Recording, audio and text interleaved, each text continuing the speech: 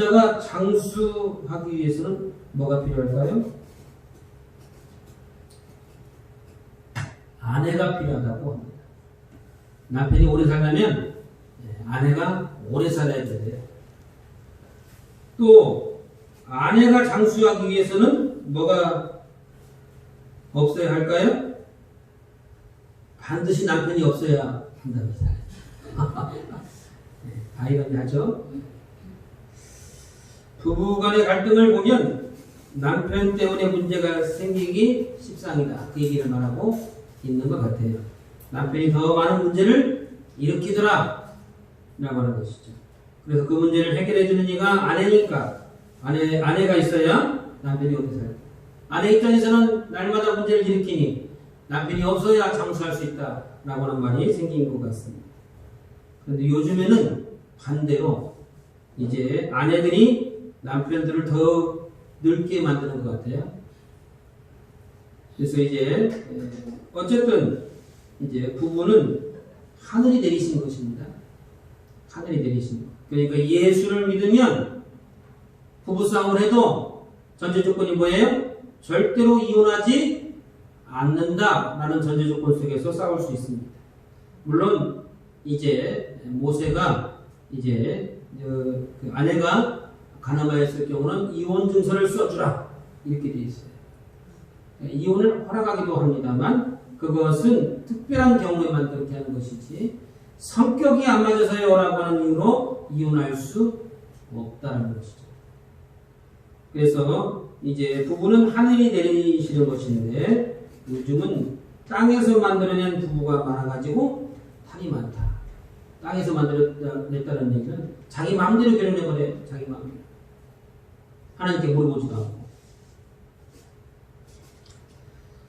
우리나라에서는 이제 5월 21일을 부부의 날로 이제 정하였습니다. 이게 국경일은 아닙니다만 가정의 날 5월에 둘이 왜 21일이에요? 둘이 하나 되는 날이라는 의미에서 21일이 부부의 날로 이게 정했습니다. 어떤 이들은 이 날을 국가기념일로 정하자, 국경일로 정하자, 소위 말하는 빨간 글씨로 만들자 라는 이제 주장하는 사람도 있습니다만 그만큼 이제 가정이 중하고 그래서 5월 한 달을 가정의 달이라고 하잖아요. 근데 그 중에서도 가정에서도 누가 가장 핵심이에요? 부부가 핵심입니다.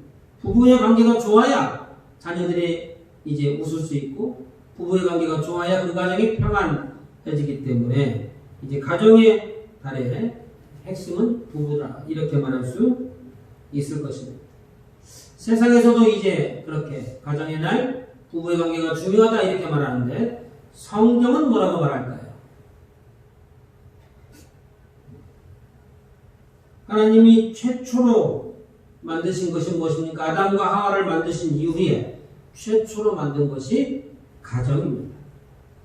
가정. 그래서 이제 가정은 모든 것의 출발점이 되는 것이죠. 사회생활보다도 이제 가정 밖에서의 대인관계보다도 가정 안에서의 관계가 더 중요하다 그 얘기입니다. 가정은 뒤로 한 채 친구들 따라 이제 직장생활 또는 사업자만 경영한답시고 이제 가정을 등한히 하는 건 결코 하나님이 원하는 것이 아니다라고 하는 것입니다. 그래서 가정이 모든 그 이제 만남의 출발점이다 이렇게 봅니다만 그것은 인간이 죄를 짓기 전의 상황입니다. 인간이 죄를 짓기 전에 하나님이 가장 중요하게 여긴 것은 가정이에요. 그런데 인간이 타락한 이후 죄인이 된 이후에는 하나님이 어디에 초점을 두죠? 교회에 초점을 둡니다. 그래서 이제 이스라엘 백성들이 출애굽했을 때에 시내산에서 성막 짓는 법을 가르쳐주고 하나님 앞에 제사하는 법을 가르쳐주고 십계명을 주십니다. 또 이제 왜냐하면 천국으로 돌아가려면 하나님 곁으로 가려면 이 죄 문제를 해결해야만 갈 수 있기 때문에 그렇죠. 그런데 그 죄 문제를 해결하는 것이 무엇을 통해서 죄 문제가 해결됩니까? 희생제물, 어린 양의 피로 이제 죄사함을 받게 되고 천국으로 가게 됩니다. 그런데 신약에 와서는 그 어린 양이 실제적으로 어린 양을 구약시대는 잡았습니다만 누구를 상징하는 것이죠? 어린 양이 예수님을 상징하는 겁니다. 그런데 예수님이 진짜 오셨어요. 그래서 예수님이 십자가에 못 박혀 돌아가시고 이제 온 인류를 위하여 이제 속죄제물로 화목제물로 죽으시고 또 부활하셨습니다. 그렇기 때문에 우리가 예수를 믿으면 다 이제 천국을 가게 됩니다만 그 희생제물 드리는 그것 구약시대에 어디에서만 할 수 있어요? 성막 안에서만 할 수 있어요. 예수 그리스도를 믿고 천국 가는 것도 교회를 통해서만 할 수 있는 거예요. 교회 밖에서 예수 믿는다? 그건 다 잘못된 거예요. 그거는 성경을 잘 몰라서 하는 얘기예요. 사람들은 자기가 한번 그 생각에 이렇게 몰두하고 소위 말하는 자기 생각이 꽂히면 자기 생각이 맞다고만 생각해요. 수천 년, 수백 년 동안 수많은 학자들이 연구한 겁니다. 성경을. 교회를 통해서 구원받는다. 아니라는 거예요. 이제는 시대가 바뀌었다는 거예요.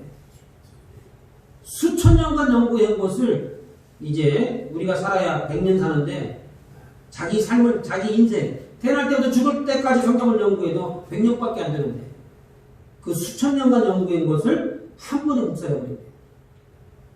그러니까 이단이 나오는 거예요.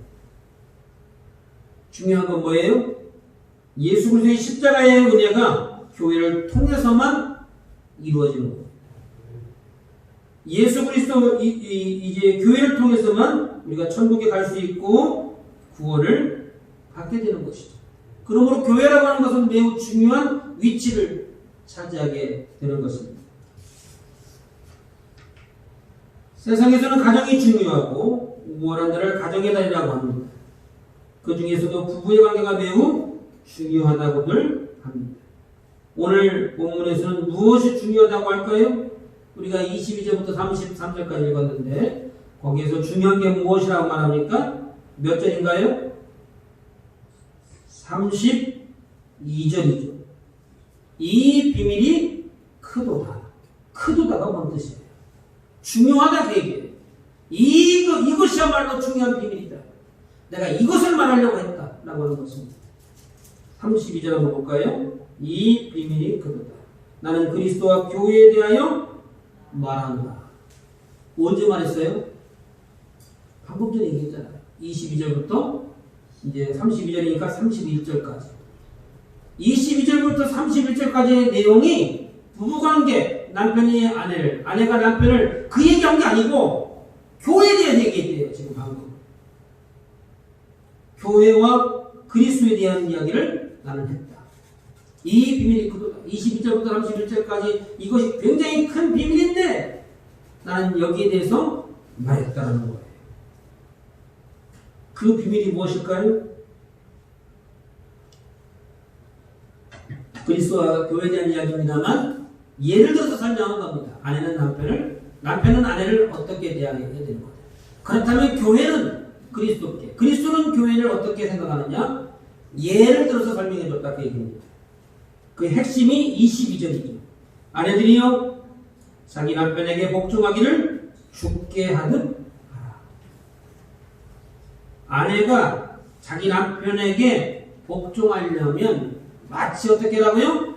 우리가 주님께 복종하듯이 해야 된다. 그럼 뭐가 선행돼야 돼요? 남편에게 복종하는 것처럼 주님을 섬기라는 거예요? 주님께 복종하듯이 남편을 복종하라는 거예요. 뭐가 선행돼야 돼요? 주님께 먼저 하는 것이 선행되는 것이죠. 주님께 먼저 하는 것. 그 다음에 또 25절이 핵심 구절이죠. 남편들아 아내 사랑하기를 그리스도께서 교회를 사랑하시고 그 교회를 위하여 자신을 주심같이 하라. 자신을 십자가에 내어주셨잖아요. 희생제물로. 그렇게 하라는 거예요. 역시 여기도 마찬가지죠. 주님께서 먼저 이제 교회를 사랑하는 것 같이, 주님께서 우리를 위하여 십자가에 죽으신 것 같이 남편들아 너희 아내 사랑하기를 그렇게 해야 할 것이다 라고 말씀하고 있습니다. 그러니까 여기에서 지금 사도 바울이 강조하려고 하는 건 뭐예요? 교회와 그리스도.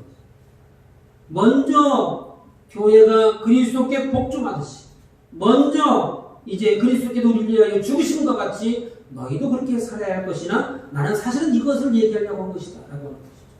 이것이 오늘 설교의 핵심입니다.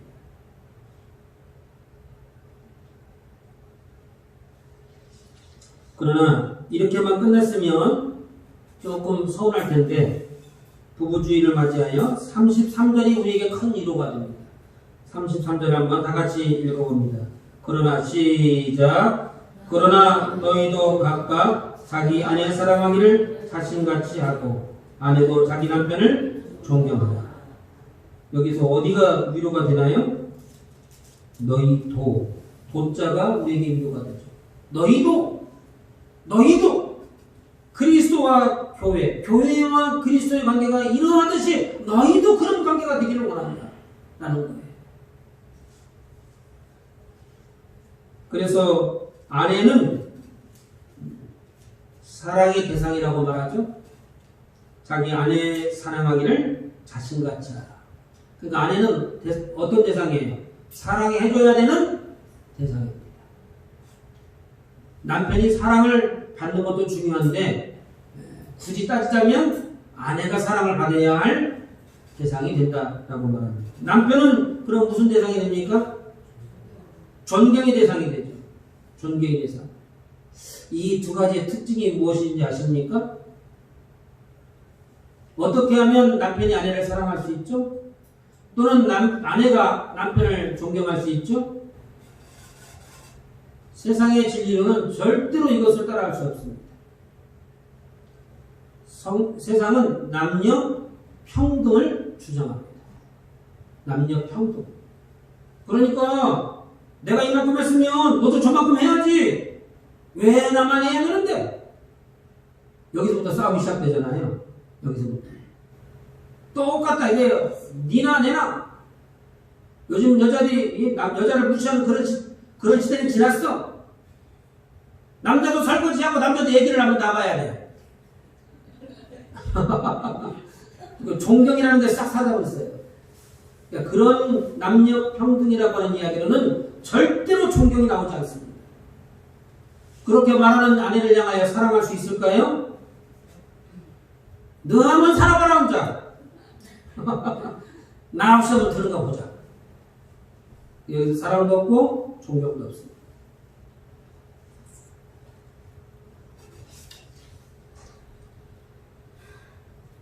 남편은 아내를 사랑하는데 어떻게 사랑하라고 합니까?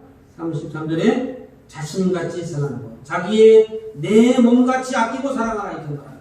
내 몸을 아끼고 사랑하는 것처럼 내 아내를 사랑해줘야 된다. 이것이 성경적인 원리입니다. 남편이 아내를 사랑하려면 이제 25절에 보니까 남편들아 아내 사랑하기를 그리스도께서 교회를 사랑하시고 그 교회를 위하여 자신을 주신 같이 하라. 예수님이 저와 여러분을 위하여 십자가에 죽으셨습니다. 희생제물로. 왜 지셨을까요? 우리가 이뻐서 십자가에 지신 거예요? 우리가 죄인 되었기 때문에.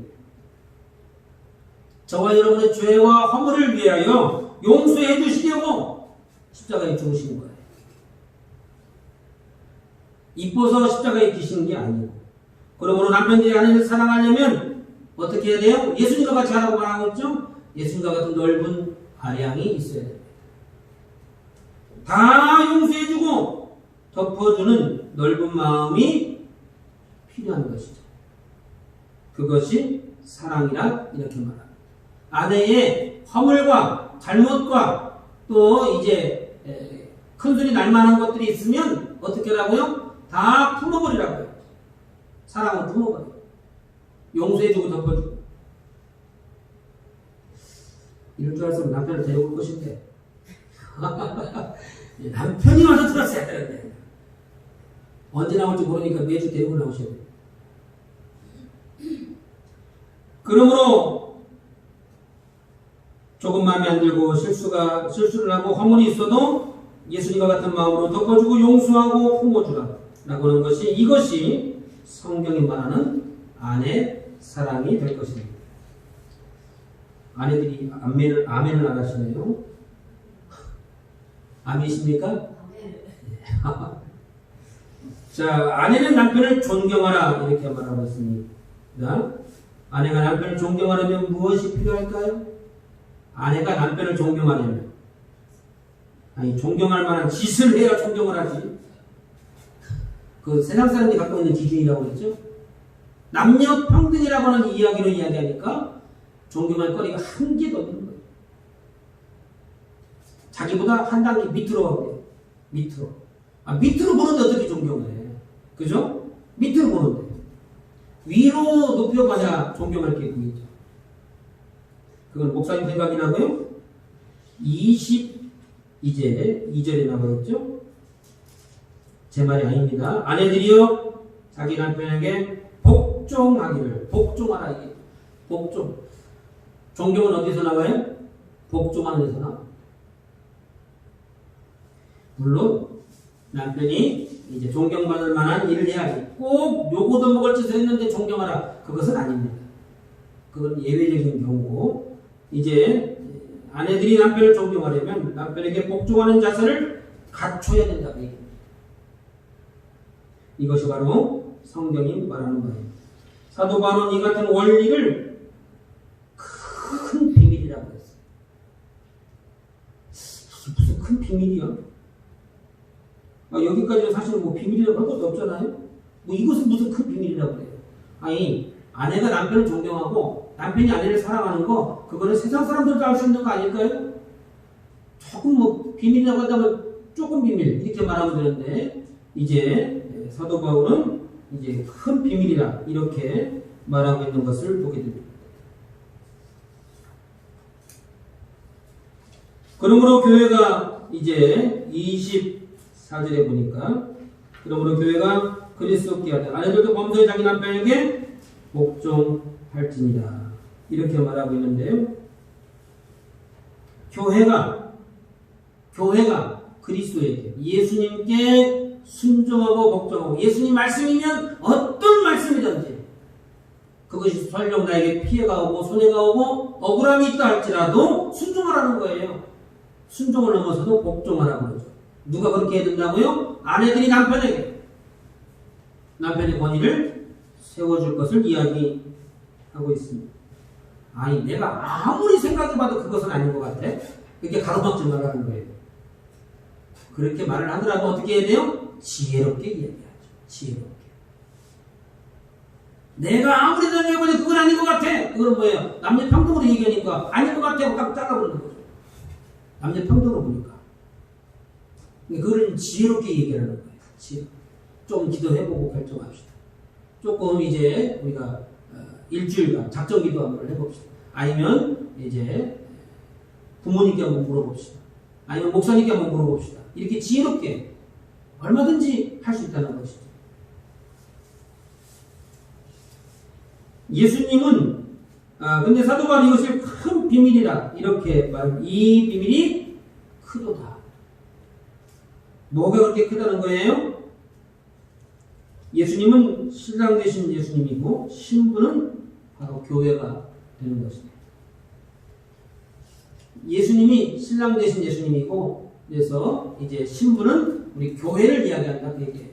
그래서 예수님이 부활하셔서 죽음에서 부활하셔서 승천하실 때에 뭐라고 말씀하세요? 내가 다시 올 것을 이야기하죠. 이제 천국에 이제 예비할 것을 다 예비한 다음에 다시 오는 거예요. 이스라엘의 결혼 풍속이 그래요. 이스라엘 결혼 풍속이. 그래서 남녀가 이 맞서를 봅니다. 처갓집에 가가지고 큰 잔치를 베풀어줘요. 남자가 자기 돈을 들여서 일생 번 돈을 가지고 그 잔치를 베풀어줍니다. 그러면 때는 이때다, 얻어먹을 때는 이때다 하고 동네에 있는 모든 사람들 같이 와가지고 일주일 밤낮으로 축제를 합니다. 마지막에 여자에게 남자가 포도주를 따라줘요. 그러면 이 베일에 쌓여있는 이렇게 거기에 숨어있는 거죠, 여자가. 그리고 그 포도주를 마시면 결혼 오케이 허락해 주는 거고, 안 마시면 끝나는 거예요. 땡이에요. 다시 돌아가야지. 그 비용은 다 남자가 되는 겁니다. 근데 여자가 그걸 마셨어요? 그럼 결혼이 성립되는 거예요? 이스라엘은 그때부터 결혼입니다. 그때부터. 합방한 날이 결혼이 아니고 그렇게 하면 그때부터 결혼이 되는 거예요. 그래서 남자는 어떻게 해요? 집으로 돌아가서 자기가 살 집을 마련하는데 그게 1년입니다. 1년 정도의 기간을 두고 살 집을 마련하는 거예요. 왜 1년이에요? 여자가 결혼 전에 부정한 짓을 해가지고 임신을 하는지 안 하는지 보는 거예요. 그리고 1년 후에 여인을 데리고 자기 집으로 가는 거죠. 그리고 그 내용이 성경에도 많이 나와 있잖아요. 예수님의 어머니 마리아가 이제 그 남편 요셉과 동침하지 않았는데 임신을 하잖아요. 그러니까 요셉이 정혼을 했는데 이렇게 약속을 했는데 그래서 이 결혼을 깨려고 그랬잖아요. 그래서 이제 예수님이 뭐라 그래요? 다시 이제 하늘나라에 가셔가지고 예비할 곳을 준비한 다음에 다시 오리라. 우리를 맞이하러 오신다. 그래서 교회를 신부로 보는 거예요. 그러면 교회는 무엇인가요? 교회는 성도들 한 사람 한 사람, 이 교회, 이 건물이 교회가 아니고요. 이것도 교회라고 말합니다만 성도들의 모임을 교회라고. 우리 모든 성도들을 이야기하는 거예요. 그러니까 우리는 뭐예요? 신부로서의 자세를 갖춰야 된다 그 얘기입니다. 그런데 그 모든 성도들이 어떻게 해야 돼요? 예수님 말씀에 복종해야 된다. 어디를 통해서? 교회를 통해서. 교회의 가르침을 통해서. 교회의 영적 질서를 통해서 하나님께 복종하고 헌신하고 또 수고해야 할 것을 이야기하고 있는 거예요. 이것이 큰 비밀이야. 이것이. 마치 주님과 우리와의 관계가 남편과 아내, 아내와 남편과의 관계와 같이 꼭 그와 같더라 라고 하는 것입니다.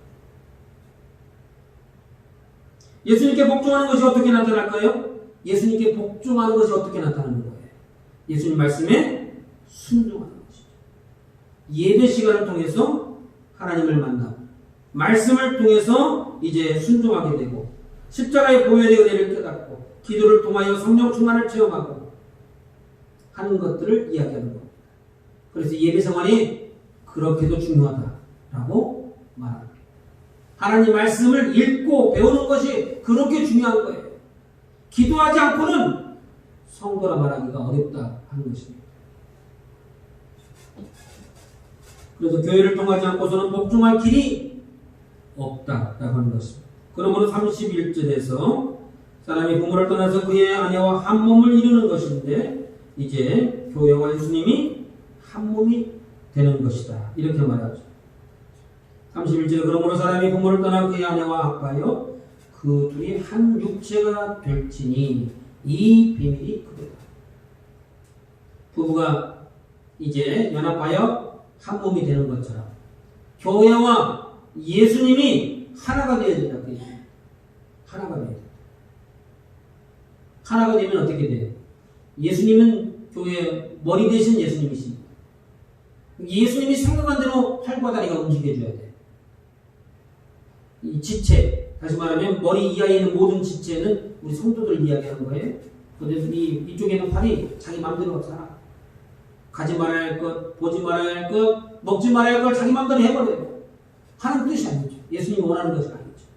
한 몸이라 말하기 어렵죠.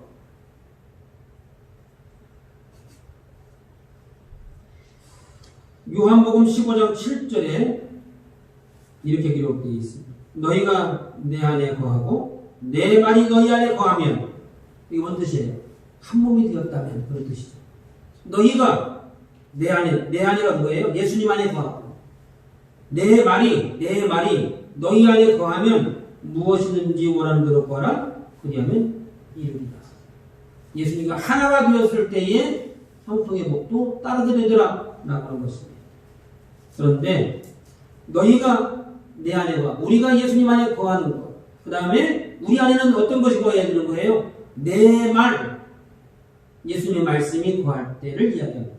내 안에 예수님이 거하는 건 어떻게 거하시는 거예요? 예수님의 말씀에 내 안에 들어와서 내가 예수님 말씀대로 순종하고 복종할 때 그때 하나가 된다는 거예요. 그때. 그러니까 하나님 말씀대로 순종하고 복종한다는 것은 매우 중요한 것이죠. 그거 하지 않으면 하나가 될 수 없는 거예요. 하나님 말씀에 복종하지 않으면 하나가 될 수 없다.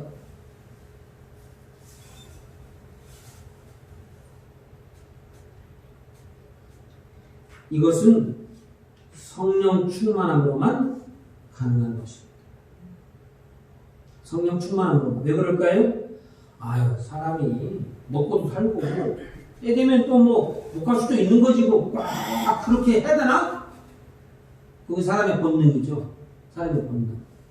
그 사람의 본능을 제어할 방법이 없습니다. 3일 굶으면 담 넘게 돼 있다. 엠마도 그렇게 어른들이 말씀하시잖아요.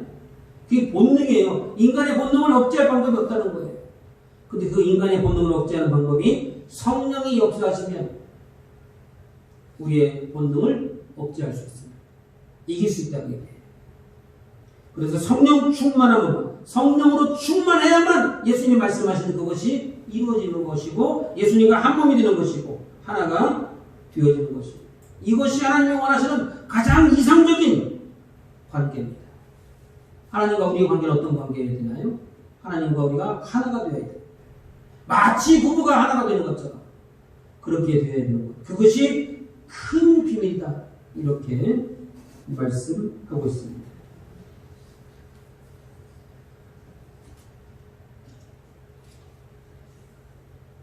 사도 바울이 32절에서 이 비밀이 거두라. 나는 그리스도와 교회에 대하여 말합니다. 큰 비밀인데 교회와 그리스도의 관계에 대해서 내가 지금까지 설명했다는 겁니다. 그러나 너희도 아까 조금 전에 본 바와 같대로 33절에 각각 자기 아내를 사랑하기를 자신같이 하고 아내도 자기 남편을 존경하라. 이렇게 말씀하고 있습니다. 그러므로 부부주의를 맞이하여 아내를 사랑하고 또 남편을 존경할 수 있기를 바랍니다. 이 같은 원리로 여러분들의 몸된 교회를 마치 예수님 대하듯 하시기를 바랍니다. 그러므로 교회를 향하여 비난하고 비판해서는 안 되는 것이죠. 교회가 무슨 잘못이 있겠어요? 비난하고 비판은 누구를 하는 거예요? 그 안에 있는 성도들을 향하여 하는 거 아니겠어요? 그 안에 있는 성도들을 향하여 비판하니 이 건물에다 무슨 비판을 하겠습니까? 그러니까 성도들끼리 서로 험담하고 이제 비난하고 비판하는 것은 큰 잘못이라는 거예요. 하나님과 하나 되지 못했다는 명확한 증거가 되는 거예요. 아니 자기가 왼쪽 손을 오른쪽 손이 왼쪽 손을 욕할 수 있어요? 나는 맨날 일하고 넌 맨날 쉬고 오른쪽만 일하잖아요. 오른쪽만 이럴 수 있어? 이것이 바보라는 거예요. 누워서 침 뱉기죠. 다 자기 역할이 있는데. 그러므로 교회를 향하여 무한한 예정을 가지시고 내 몸같이 쓸고 닦고 살펴야 하는 것입니다. 왜냐하면 이건 한 몸이 되었으니까. 이것을 우리는 헌신이라 라고 말하기도 합니다. 그러나 어떤 사람들은 교회를 적당히 이용하거나 가정과 직장과 상업장 그리고 그 다음에 교회가 있다고 생각을 하시는 분들도 있어요. 그건 세상적인 원리입니다. 세상 사람들이 바라볼 때 그렇게 보는 거예요. 그러나 예수를 믿는 사람들은 언제든지 교회가 우선하는 거예요. 가정과 직장과 사업장 그 맨 앞에 교회가 있는 거예요. 그래서 우리가 일주일의 시작 첫 시간이 언제인데요? 이 시간이 첫 시간이에요. 일주일을 시작하기 전에 하나님께 기도하고 시작하는 거예요. 가정이 먼저 우선인데 그렇게 말하는데도 우리는 이미 어디로 와 있어요? 주일하나도 예배드리잖아요. 근데 일주일 하면 하나님께 맡겨드립니다. 이렇게 기도하죠. 하루의 시작을 새벽 기도로 시작하잖아요. 한 달의 시작을 월삭 기도로 시작하잖아요. 1년의 시작을 송구영신 또는 신년감사회로 시작하잖아요. 처음을 다 그렇게 드리는 거예요. 교회가 우선이 되기 때문에 그런 것입니다. 그러므로 저와 여러분들이 이제 이 말씀, 이 큰 비밀을 마음에 간직하여서 이제 마치 부부가 한 몸이 되듯이 우리는 교회와 한 몸이 되시고 또 예수님과 하나가 되시기를 그래서 이제 존경과 순종의 삶을 사시기를 주님의 이름으로 축원합니다. 한번 같이 기도하십니다. 각자에게 주신 말씀을 붙잡고 기도하실 때에 이제 하나님이 원하시는 남편이요 또 하나님이 원하시는 아내가 되게 하여 주옵소서. 그리하여 아내 사랑하기를 내 몸과 같이 사랑하게 하시고 남편의 말에 복종하고 존경하는 마음을 가질 수 있도록 주님 역사하여